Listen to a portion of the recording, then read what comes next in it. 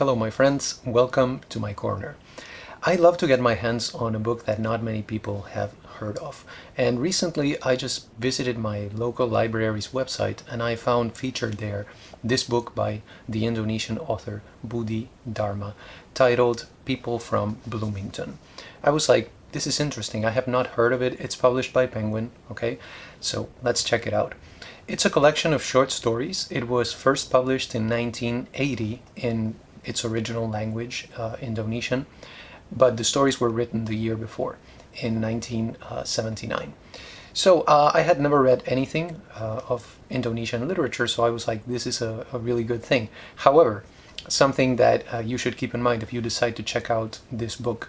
Even though the author is from Indonesia, the stories have really nothing to do with that country because they are stories about Americans in America. So before writing these stories, the author Budi Dharma had written mostly, or for the most part, what is termed quote-unquote absurdist fiction. So think along the lines of Franz Kafka, right? I think you know what I'm driving at here. This book is really a rare bird, okay? So you have, for all those reasons that I just mentioned. So let's look at what we have here in this book.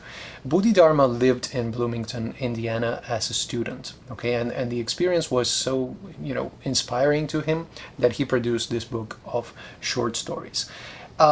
He says he wrote the stories as if in a trance. Of all the elements of narrative, right? If you think characterization, plot, right? All of those things. He favors theme. To him, the most important thing of a story is its theme, and you will find that here in this book. Now, he even tells us what his main theme is in the stories that he wrote in this book, and that is the difficulties that people face in relating to one another while negotiating their own identities. Okay, that is a quote from the preface to the book. Basically, in other words, what we have is the typical, ordinary clash between the ego and the other with a capital O, okay? As you can tell, this is not only a universal theme, it is really one of the problems / issues of the human condition. So we have, quite relatable stuff here in this book. Looking at the contents, okay, let me tell you what we have here. 7 short stories, okay, 157 pages long. That's what you have. So basically you have some stories that are 20 pages long. The longest story is 32 pages long.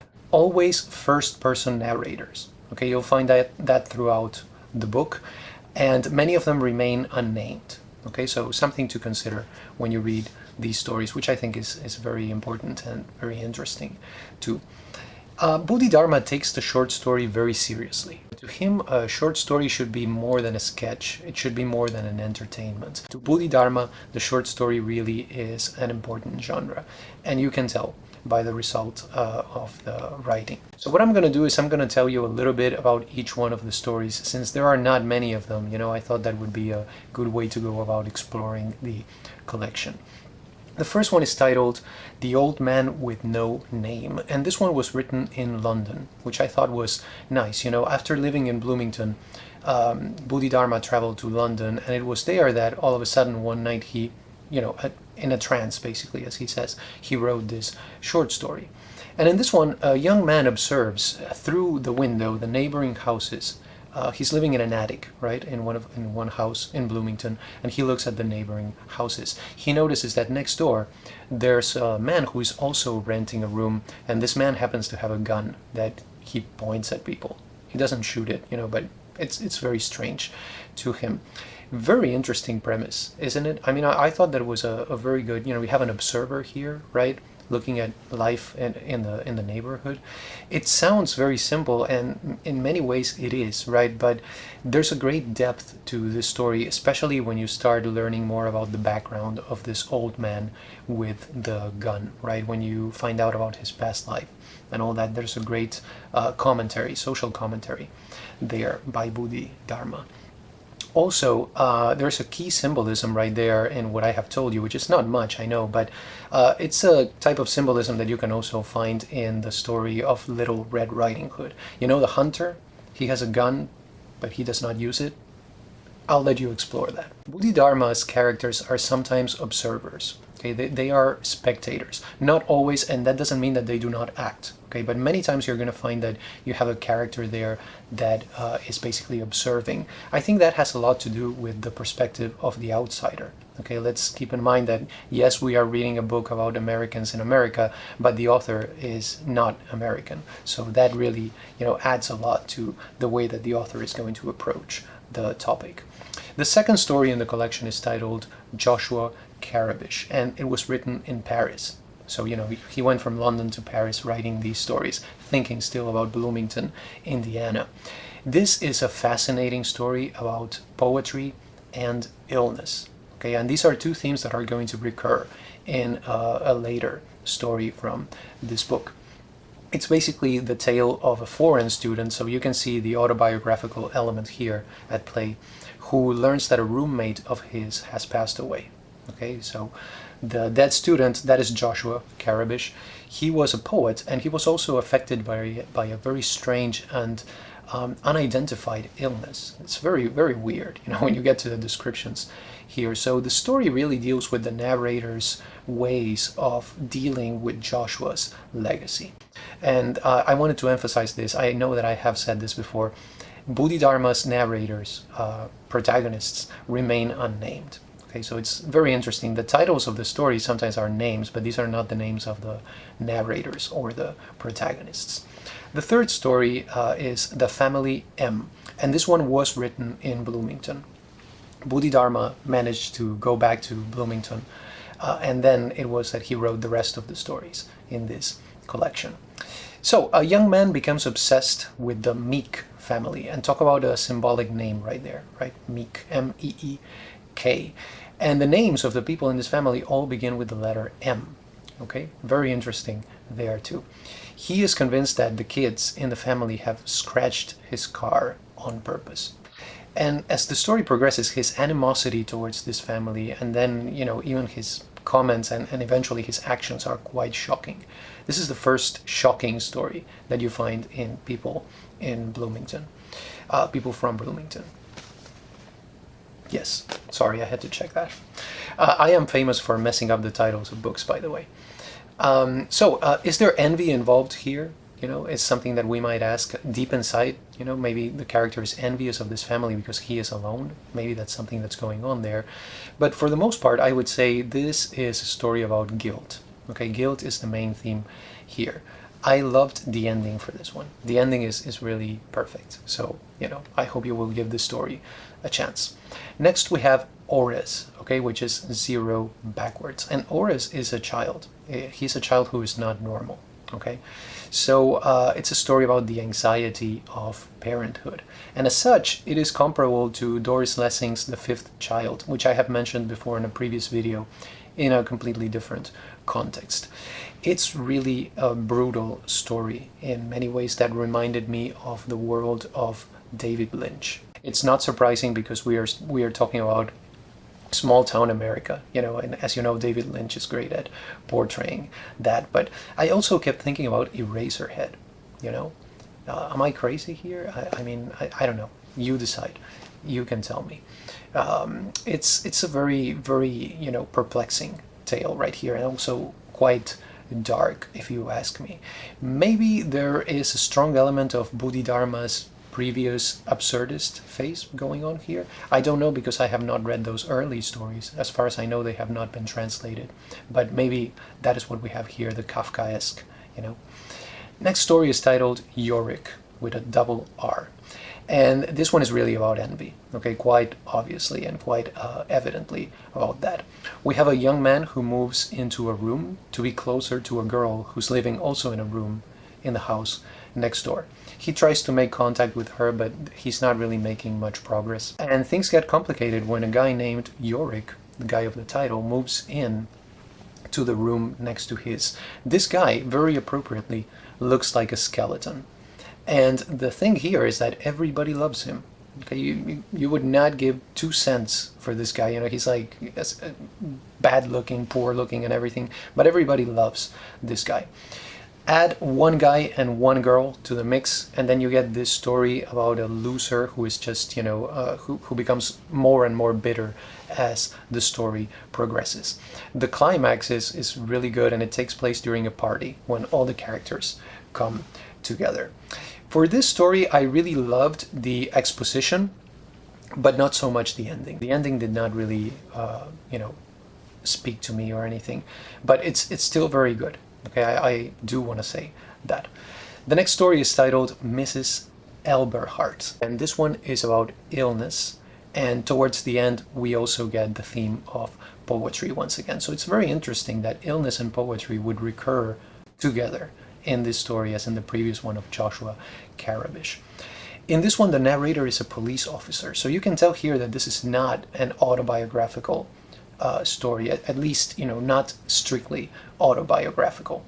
This police officer becomes interested in Mrs. Elberhardt, and she's a lady whose health is quite poor, so the police officer sees her one day complaining about the mail, and he decides to, establish contact with her at one point when she ends up going to the hospital. So a connection is established right there between these two characters.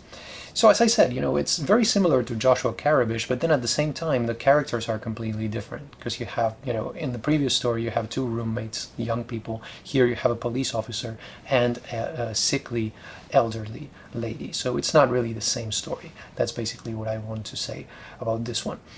And Mrs. Elberhardt is a really good exploration of the impact that a stranger may have in our lives. Okay, and you may be thinking, well, we're all strangers at one point, right? Everybody is a stranger to somebody at one point.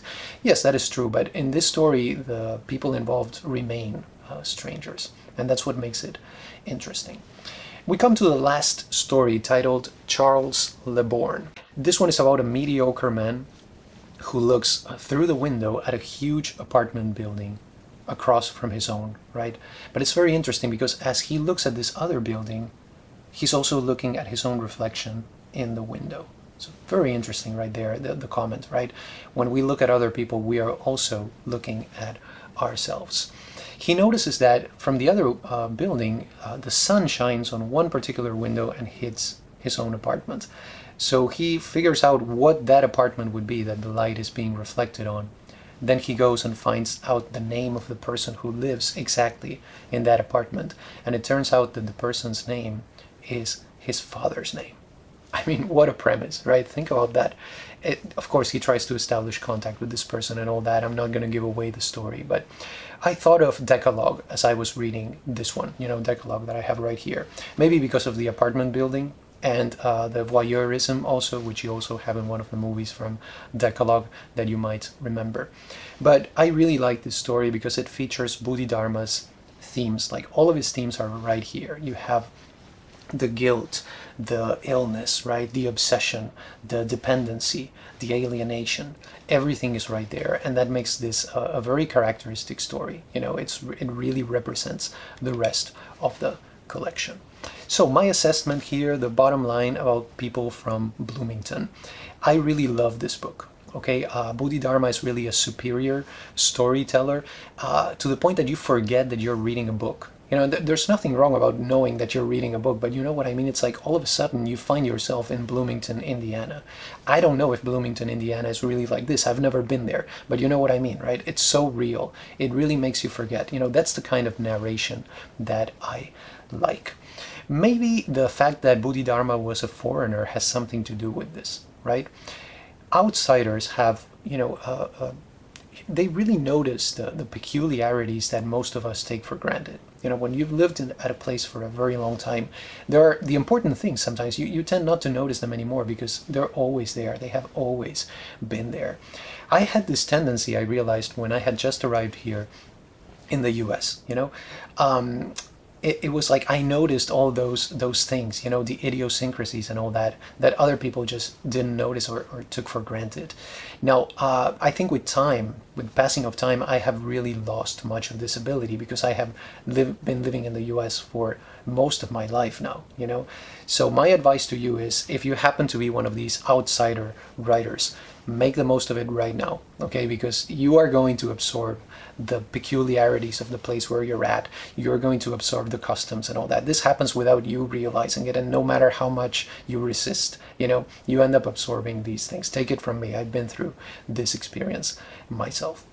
I have a really hard time choosing a favorite here, you know, a favorite or two. It's very difficult, but if you ask me, okay, just give me a favorite, I would say Family M and maybe Ores, you know. The last story, Charles Le Borgne, is really good too, and it's the longest one.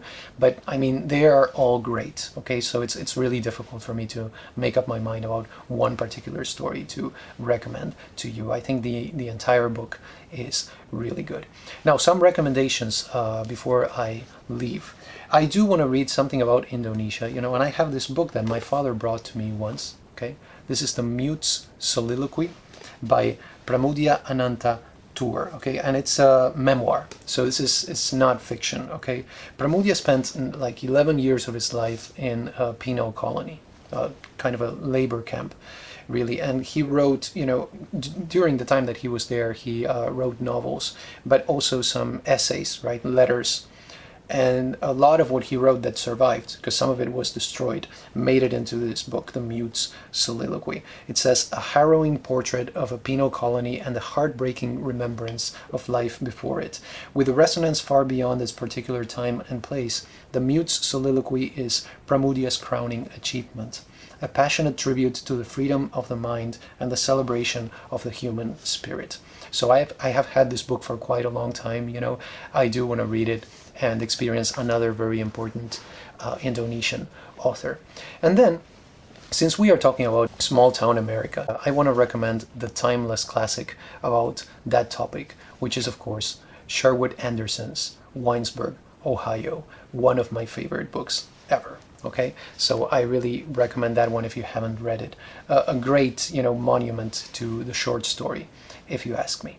So those are my comments on People from Bloomington by Bodhidharma. I hope you enjoyed this video. If you have read the book or something similar, I would love to hear your thoughts on it, and any thoughts, comments, recommendations, recipes, etc. that you may have. Thank you so much for stopping by, and have a wonderful day.